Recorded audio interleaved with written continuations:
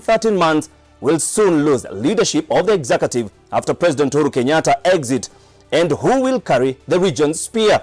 To date, only Speaker Justin Muturi, hailing from Mount Kenya East Side, has since announced interest to the top seat.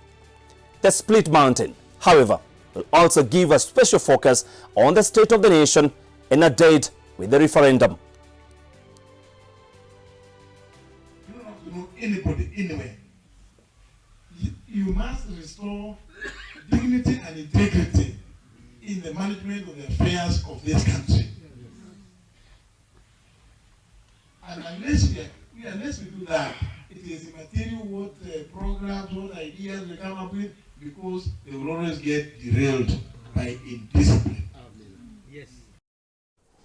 That is Speaker Justin Muturi. Now tonight in studio, we have Joyce Wanjiku, the Deputy Governor of Kiambu County, one of the counties that has strong cards in the game of the Mount Kenya politics. We also have Jeremiah Kioni, the Member of Parliament, Ndaragwa constituency from Nyandarua County. We also have Joe Halende, the political strategist for the United Democratic Alliance, UDA political party. And finally, we have the Executive Director of the County Governance Watch and Governance Expert, Kevin Osido. Now, good ladies and fair gentlemen, we officially open our lines. Text us on 111 and on Twitter, find us at Switch TV Kenya at Fred Muitiriri. Hashtag Tipping Point. My name is Frederick Muitiriri, and our sign language interpreters tonight are Teresia Washira and Tracy Dorcas. We kick off with the Udaman. UDA, the Udaman. I hear you are ready to take over Kiambaa. They are rolling wheelbarrow. Joe, karibu sana to Tipping Point. You've never been here, but I think we've met somewhere. I have a feeling we've met somewhere. Now, Joe. Yes. Kiambaa. I hear you have taken Kiambaa by a storm. I know Kevin is of a different opinion, but I hear you have taken with a storm.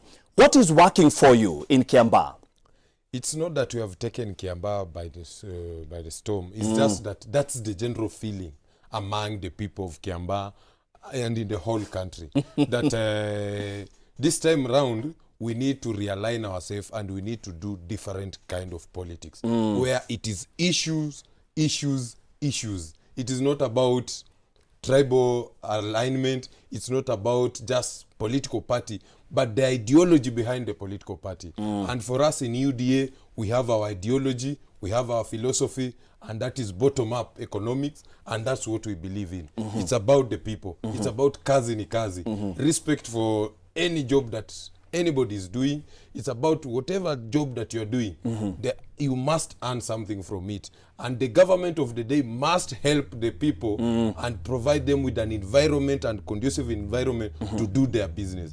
That is our bottom line as UDA. Kevin, do you think they're going to win the Kiambaa by-election?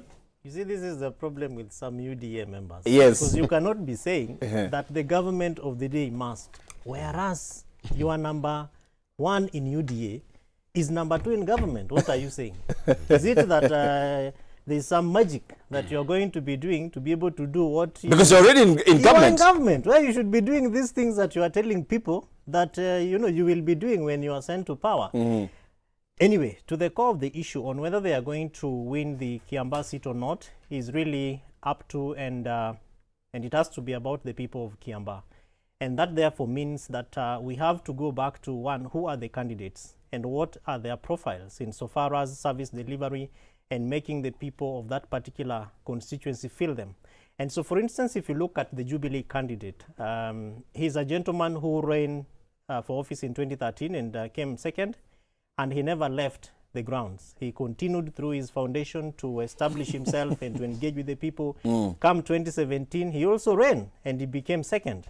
And he never left, the grounds. He kept on working with the people of Kiambaa through his foundation. And right now, maybe it is God's way of saying, gentlemen, I think now we can work together to co-create a new Kiambaa through Jubilee Party. But on the flip side is also the fact that you have this very party that keeps fielding in candidates everywhere.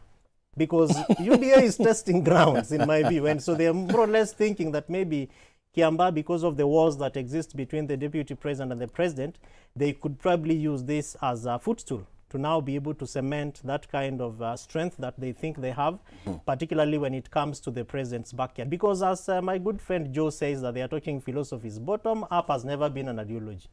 I don't remember any political ideology called bottom up approach.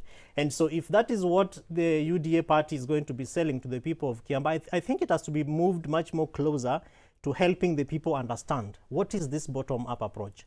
And if you are talking bottom-up approach, in my view, you probably want to begin to look at economic policies. So how are you going to work with the party to be able to ensure that within the next 13 months, because this is a by-election that is happening, and then we have 12 months to elections, and how do you therefore test the presence of a new party called UDA against the existence of a government, which is in fact also fielding up a candidate? And I am hoping that Jubilee would also be pushing up and saying, this is our ground. We have a gentleman who has been working here, and he has to really win this seat. So the bottom line, in my view, Fred, is that the people of Kiambaa now have an opportunity to speak. And how they are going to speak is loudly. Who carries the day? Joe, Yes. you are saying it's not that the people have, you're saying the people have accepted UDA. Yes. However, you're spending a lot of money in Kiambaa. Why is that the case if the people have agreed with your agenda? There's a lot of money that is being spent in Kiambaa. You see, our politics of the day is that there must be some kind of activities going on. And majorly most of these activities, you may tend to believe that there are activities which must be lubricated or must be oiled by money. But these are well-wishers. These are people who are supporting UDA. Which well-wishers? We have done a massive... Which well-wishers? In UDA? Fred, Yes. we have done a massive registration exercise for the last 1 month. Yes. We have managed to register over 5 million people into UDA. 5 million? Yes. In 1 month? Yes. You're doing more than IEBC. Not that we are doing more than IBC. We are a proactive party which has given opportunity to everybody across the board. The youth, the women, the old people But Joe, why spend UDA. that kind of money? Actually, it's not about spending that much money. I'm telling you, we are talking about people who are ready and they have already registered as members. So these are the people who are doing the campaign. Actually, the local people within Kiambaa are the ones who are doing this campaign. He's a politician. But for you,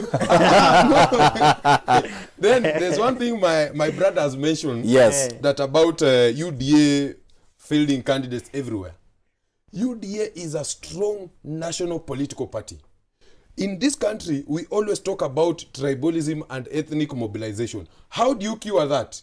You bring people in a strong national political party, then people start discussing issues.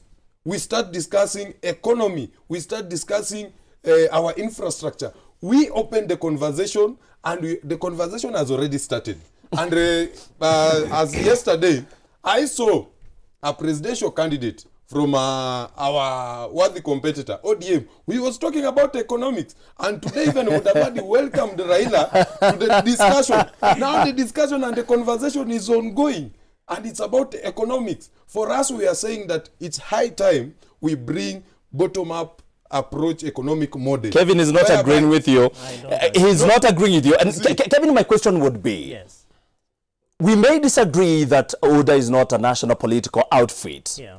However, you cannot point a finger and say it belongs to this certain tribe. But if you go to ODM, majorly, you look at the majority members. They hail from a certain region. Jubilee, if you look at it, majorly hails from a certain region. ANC, the same thing. Would you give them that for them? No.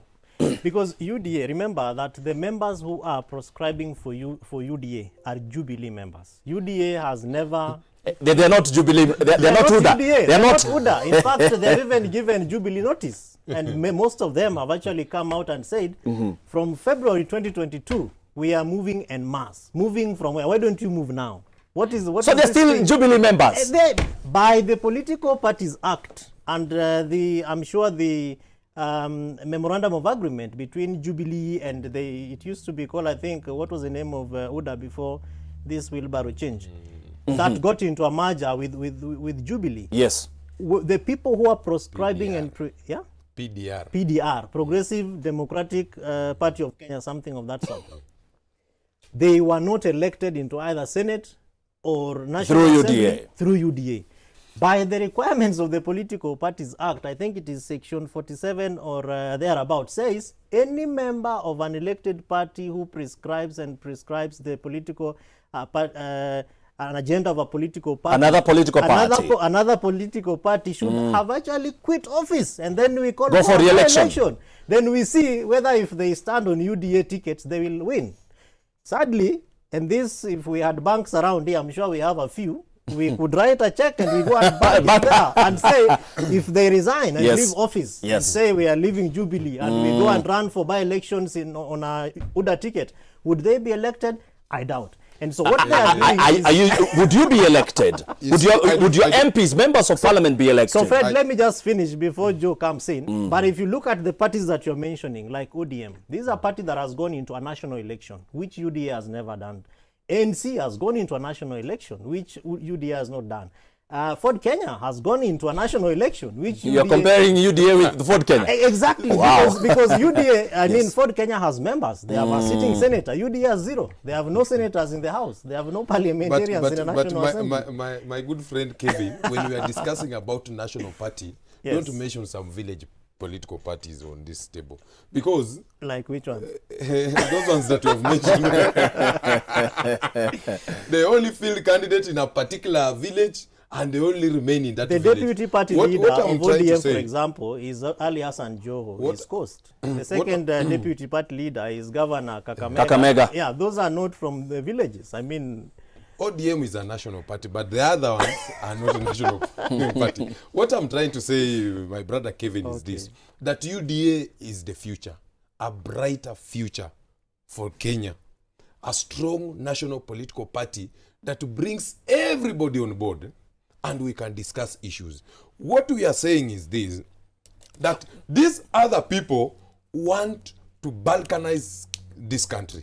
They want to do politics of ethnic mobilization, but we have moved past that. We have been doing that kind of politics for over 55 years. It has never taken us anywhere. But this time round, we are asking people so that we actually, the major thing is that, and one thing that I'm happy as a UDA member is this, that we are being asked, what is this bottom up? And that has already ticked the conversation. So as UDA members, we are into a corner where we need to explain to people about this bottom-up economic model. And I'm happy about it. Let us sweat. Let us go through that pain. Let us explain. Let us disagree. But we have changed the conversation. Joe, no longer. Joe, why can't you do all these things that you are saying? Because you're still in government.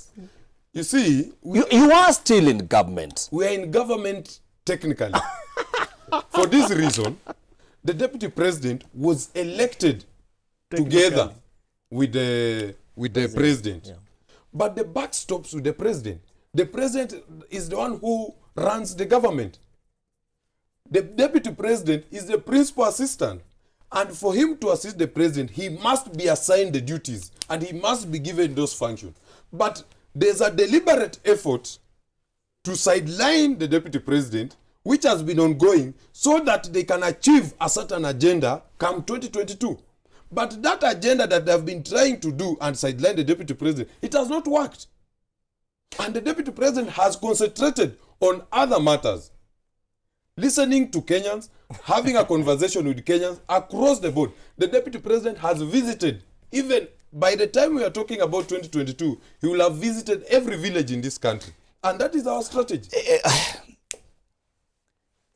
Joe, why not quit?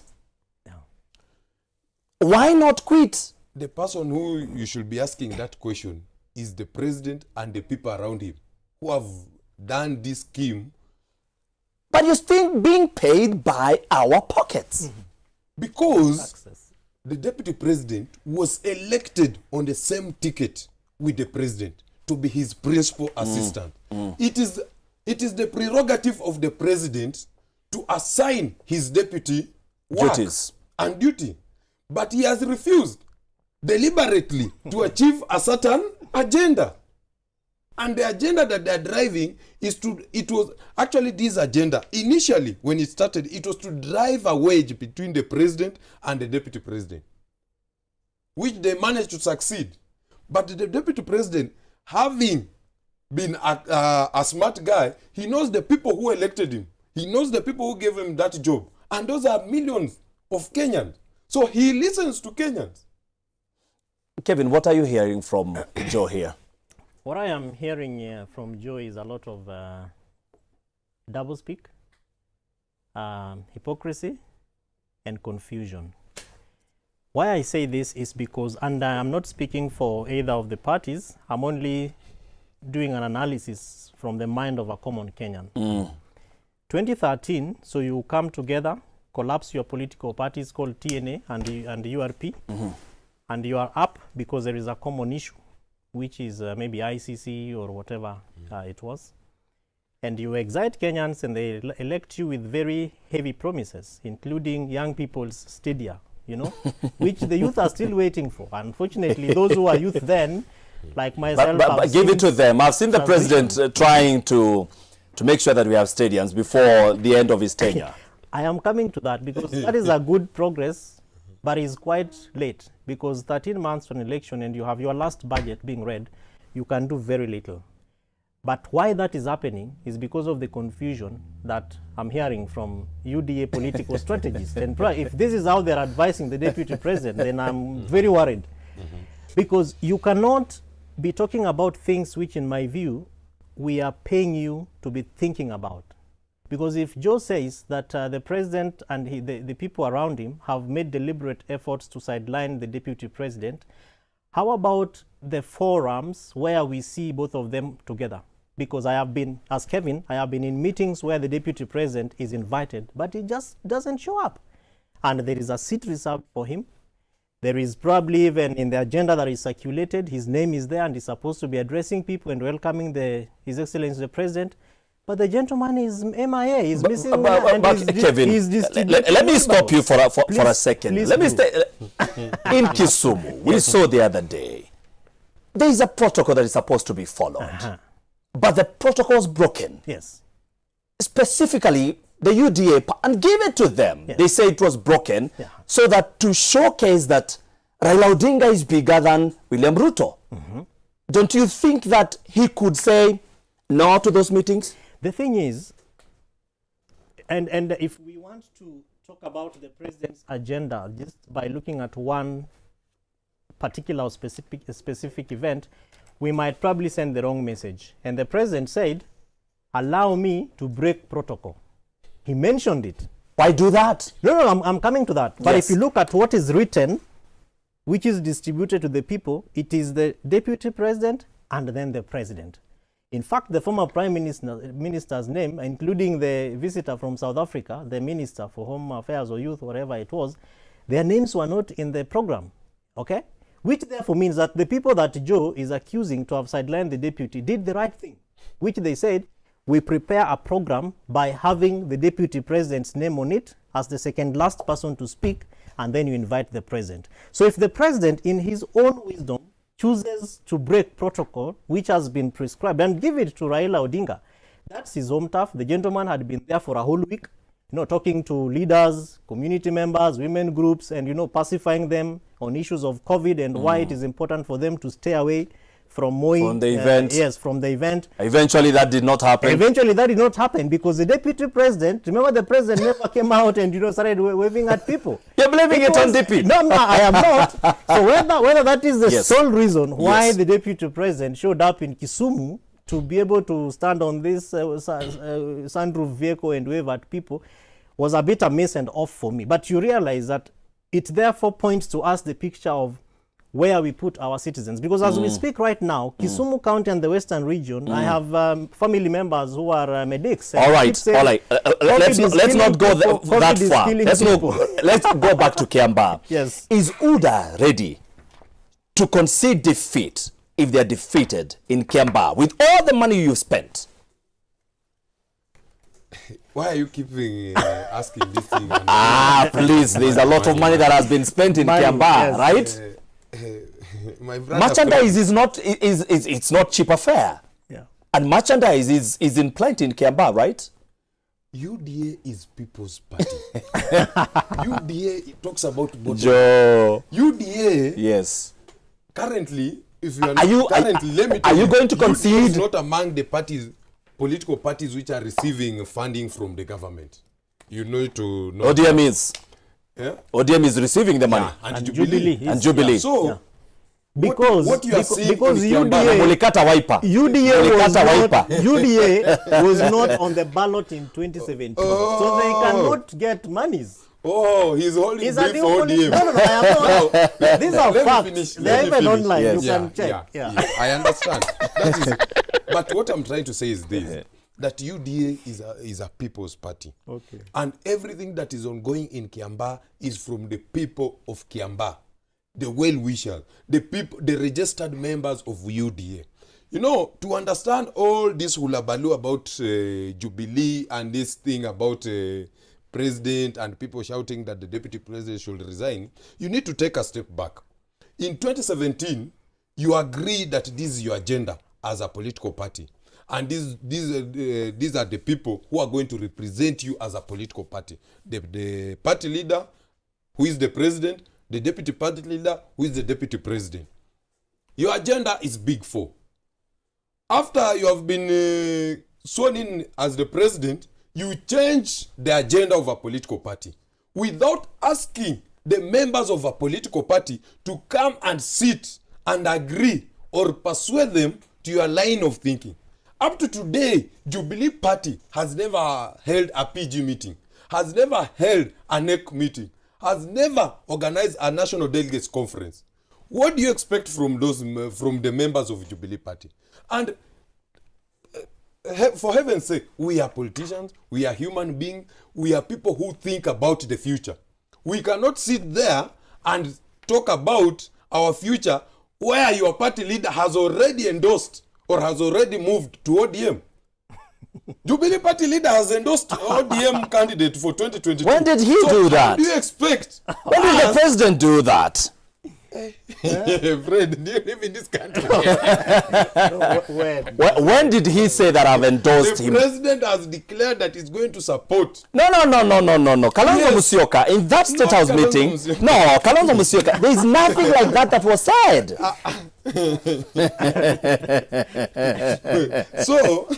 So as a But are you going to concede defeat in Kiambaa? You are going round. not to concede.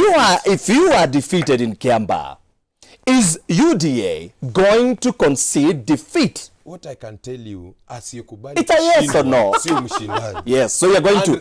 And UDA participated in a by-election in Matungu, participated in by-election in Kabuchai. We lost and we accepted the result. So what you are talking about Kiambaa, it will not be at that we have spent our energy so that if we lose, we will not accept. What we are saying, in a free and fair contest, UDA is going to win in Kiambaa. Raila Odinga is saying that he does not agree with the bottom-up approach that UDA is presenting to Kenyans. Kevin, this bottom-up approach, it's the same model that the US President Joe Biden is using today.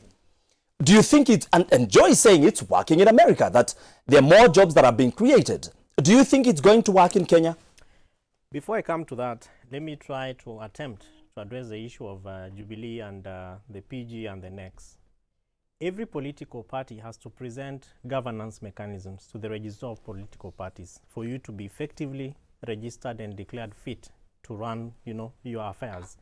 So for members of Jubilee who probably feel disenfranchised and misrepresented or misled, I think the party actually the party has mechanisms where members can be able to Address the issues. And I think it would be fit and fair for them to consider that, other than, kusema yesa, when they see the president and when they see Fred and his cameras, they are saying, ule mutu, sijui amefanya nini.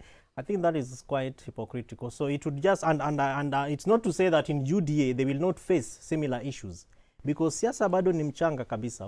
And in this country, TNA was formed 3 months into an election and they won 2013 elections. Anything can happen. And anything can happen. So I think it would be important for the political strategists to advise the Jubilee UDA members to stay put and build Jubilee to be a strong party. We can't be talking about UDA being, just a minute, UDA being a national party when we cannot show that we can be able to instill mechanisms that can be able to grow beyond individuals and personalities, because that's really the biggest challenge that Kenyan political parties have. So to the question around in 30 seconds, bottom-up approach, yes, US and Kenya are totally different.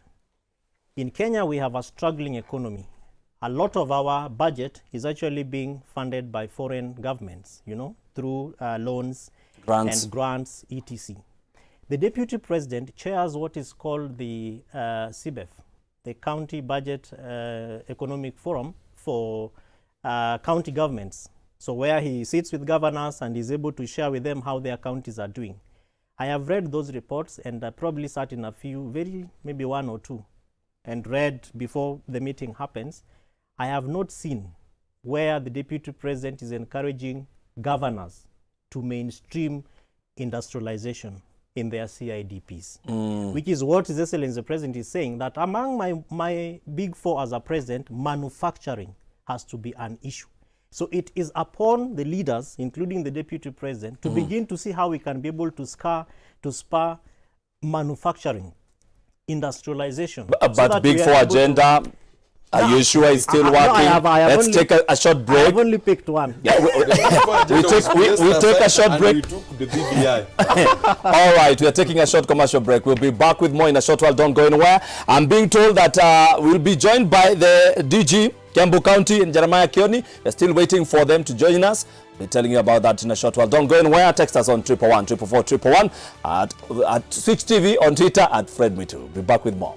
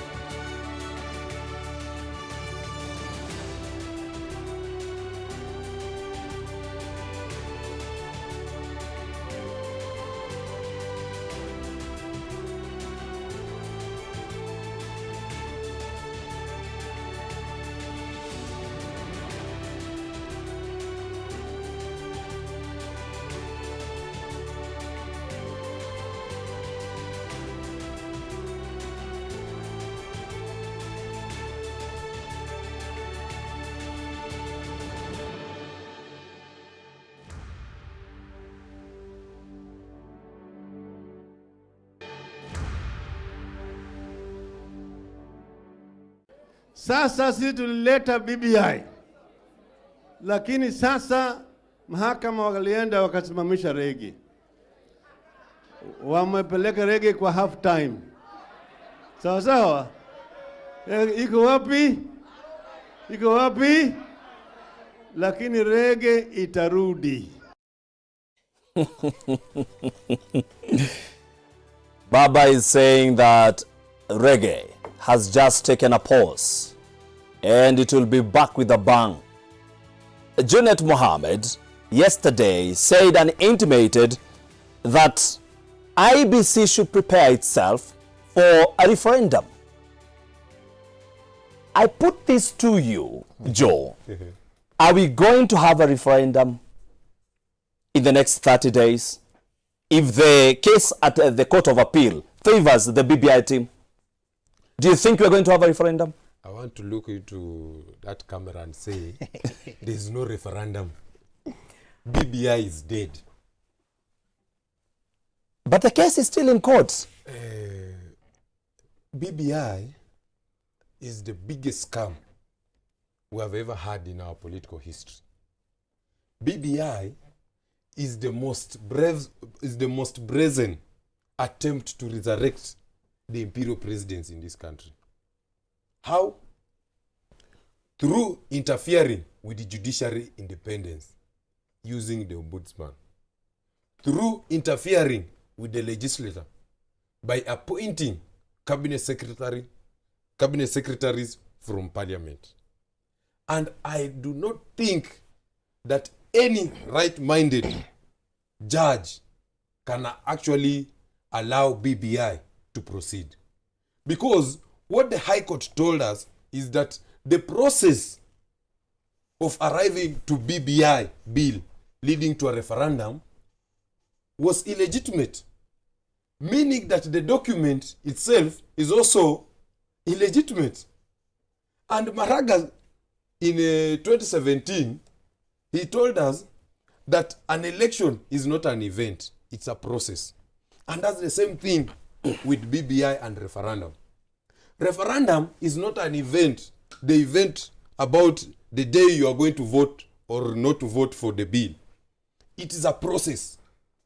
The BBI proponent did not follow the process, the due process of amending the constitution. And it's done. It's as simple as that. Kevin, when Junet says and tells IEBC that prepare for a referendum, we must have money, and he actually, in his sentiments, he is instructing the Treasury to have money for a referendum. We have had this conversation before, but there seems to be a push for a referendum to happen. Yeah. Is it possible? Within the framework of the Constitution? Fred, a referendum is possible. There is never any better or worse way, time to conduct a referendum. And the beauty of our Constitution is that 256, 257, those are articles of the Constitution of Kenya 2010, gives us effective ways and means to be able to amend the Constitution. It shows that if you have a popular initiative, this is how you go. If you want to do a parliamentary initiative, this is how you go. So any Kenyan, even tomorrow, even a day to the election day, can wake up and say, I am uncomfortable with this aspect of the Constitution. I want to pick 1 million signatures. Then you submit it. An idea to IEBC. It is upon IEBC to deal with the issues of the question, of the process, which Lende is talking about, and all that. It never ceases to be up, which is similar to what we saw with Okoa Kenya and also Punguza Mizigo. Number two, Mheshimiwa Junet Mohammed, a gentleman I respect so much. He more or less breathes wisdom. I don't know what he drank that morning because you cannot be instructing IEBC. I don't know really what happened to Mheshimiwa Junet because it is his role as a parliamentarian to appropriate money to IEBC. IEBC cannot go to Treasury and say, Mheshimiwa CS, give us money. It is Parliament that appropriates a budget that has been read by the CS Treasury. And when the budget was read, I'm sorry, because I did not see any budget item for a referendum. But in the event that, and the chairman has also come up very many times to say, they didn't know really what to do because this is a matter that is in court. We don't know whether to move on to start planning for it because they have already done what they were expected to do until when the petitioners went to the High Court, which included separating the issues and then developing a bill and then taking it to county assemblies. That is constitutional, is the role of IEBC. So up to and until when it is at the court of the High Court, Yes. and now at the High Court, you stop there. So in the event, therefore, that Mheshimiwa Junet is clear that we'll have a referendum, it is still upon him to ask the membership of the House to undertake a supplementary budget process. To consider. And then consider Yes. the processes of having resources for IEBC. And the chairman has come out very many times and said, We don't have do not resources." have resources for the referendum. But if the process is okay and Parliament appropriates resources or money to us, we will conduct a referendum because that is their constitutional mandate. Joe Baba, this morning, he was speaking to one of the radio stations, that is Citizen Radio. Yes. And he said it's possible to have a referendum in 1 month. How possible is it? You're laughing at this idea. Joe, you keep laughing at this idea. Baba has said this morning, he said it's possible to do a referendum in 1 month. How possible is it? Let's put it to perspective. Yes. Court of Appeal will be giving its verdict on 20th this month. Yeah. Any party that will feel aggrieved with that verdict will go to Supreme Court. From there, give Supreme Court another 2 months. Technically, this year has ended. We'll be talking about 2022. Yeah. If you look at those timeline, if you look at the activities that must surround the BBI leading to a referendum, and looking at 2022 in August, the second Tuesday of August, we'll be having an election, then there is no time to do a referendum. Should we have a referendum together with the general election? That's a suggestion from certain quarters. And actually, people like Mudavadi have come out and say, technically BBI is dead. The only thing we can do, we pick some of the issues that can be put as a bill and passed through Parliament, and we move on. But there are those who are still not accepting, and we accept them. You know, this is a society, and we must live together. There are those who still think they can revive BBI, but if the things are put into perspective, we cannot revive BBI.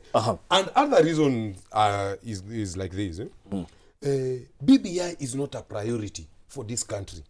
We need to vaccinate over 40 million Kenyans. BBI is not a priority.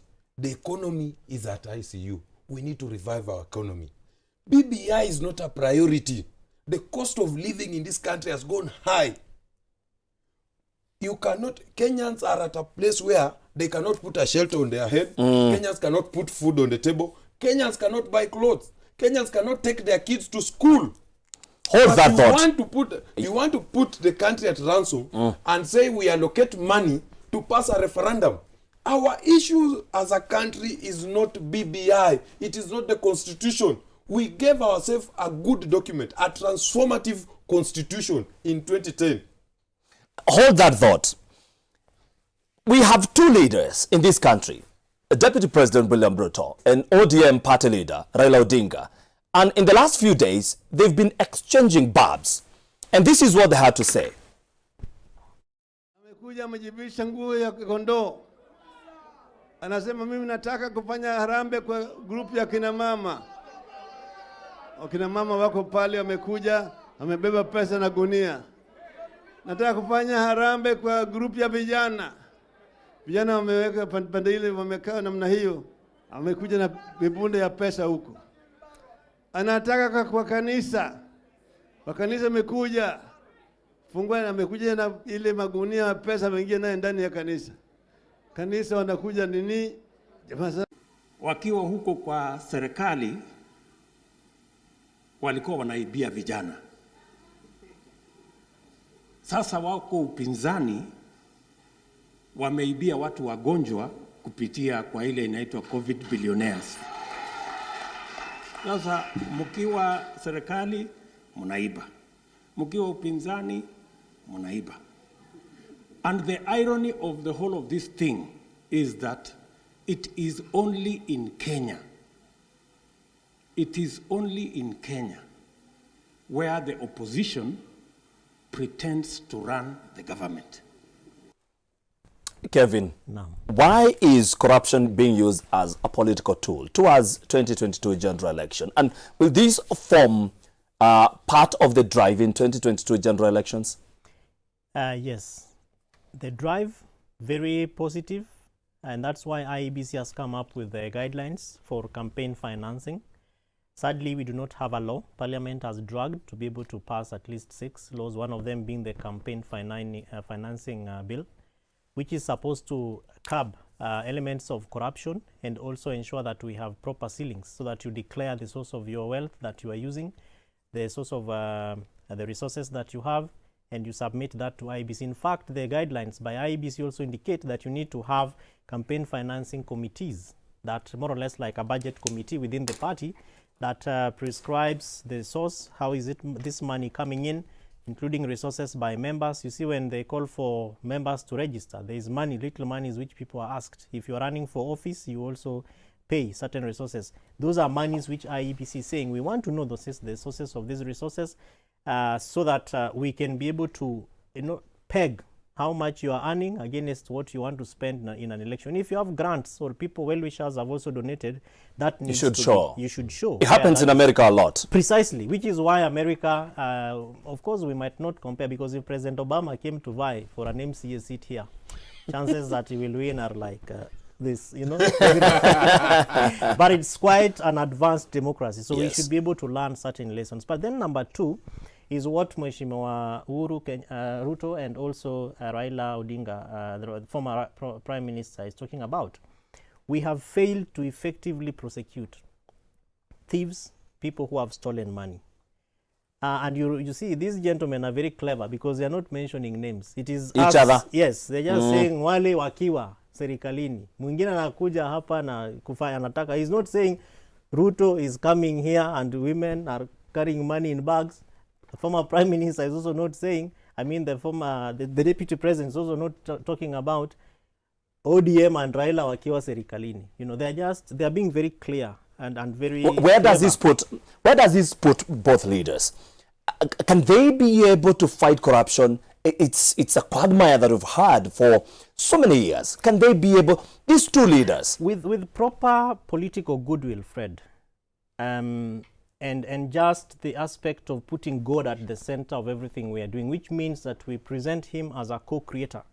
That is given Kenya a wealth of resources, and that we are stewards standing at the center, and he's saying, Kenyans cannot see me because I am primobile imotum, I'm moving things behind the scenes.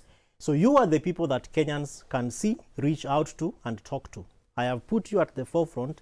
Represent me. And I don't think that God would be stealing the way some of our leaders here are stealing. Joe, let me come to you. And Joe, so before Joe comes in, yes, they should now work with the institutions like that are there. like EACC, DCI, to ensure that. But they keep saying, UDA party members, they keep saying that these institutions are being used to fight UDA party members. Let them come out clearly and say, last night I had DCI officers in my house. They came because I am in Jubilee, but I am now supporting UDA and I've refused to resign. That is why DCI or EACC officials are following me. Joe, let me be clear. You're a party leader. You are a political strategist. Are you going to use corruption as a tool that for the next year's general election? Your party leader has been told enough times that he's corrupt. He's been told enough times that he's corrupt. It's an allegation. No one has been able to prove that. Do you think he will be able to fight corruption? Yeah, if UDA takes government? For the record, as UDA, we support the fight against corruption. But what we are saying is this. Let us not weaponize the war against corruption to use it as a political tool to achieve a certain agenda. So that you can kind of like profile someone to be corrupt, someone to be a thief. The second, we are asking that the relevant authority to follow the due process when you're prosecuting these matters to do with corruption. Thirdly, cases in court are won or are determined by evidence, the facts you present, and the law. Not newspaper headlines we normally see coming from DCI headquarters. And You can't prove they come from the DCI headquarters. You can't prove that, though. You cannot prove that. Those are my colleagues. You cannot prove that. You have said that in court, you have to present evidence. Yeah. Yes. You also have to present evidence that they come from the DCI. Because that is DCI is an institution which has allowed to be used to achieve this political agenda and this political mischief. How do you prove that? How do you prove my brother that? has talked about political goodwill. For you to be able to fight corruption, you need that political goodwill. Handshake presented a good scenario of what we can refer to political goodwill. But Is there a bat with a handshake? and the people around the president misused that opportunity. Instead of fighting corruption, they weaponized that war so that they can persecute certain people of certain political persuasion. If we actually, there was a time in this country, if you associated with William Ruto, you are being persecuted. Members of parliament were arrested. Governors, there's one governor who is my friend. He told me that all 47 governors wameshikwa, wanafinywa. You cannot breathe. Cases are in court. And cases are being manufactured. But we know there's a lot of corruption in county governments. Yes. There's a lot of corruption in county governments. You It's see, true. Yes, it's true. But let the facts be placed on the table. Let all those governors who have swindled public funds be taken to court and evidence be presented. Kevin, Because, yes. you know, there's one thing that there's a certain agenda in this country that has been there, and I think Kenyans have not taken a keen look into the matter. There was this agenda where certain people wanted to weaken devolution in this country. It was actually a vicious war to weaken devolution in this country and to remove devolution. And that's what happened in Nairobi. If Sonko was a bad governor, Sonko was involved in corruption scandal, Sonko to be presented to court. Sonko is out of the way. But why did you have to bring in NMS? That's a conversation for another day. Why did we not have Are you a by-election going? in Nairobi? Is United Democratic Alliance going to win the war against corruption if it's elected? Definitely, if we are presented an opportunity like the one Uhuru Muigai Kenyatta had, we will fight corruption. But you have already told us that you have the political goodwill of the people. Why can't you use that?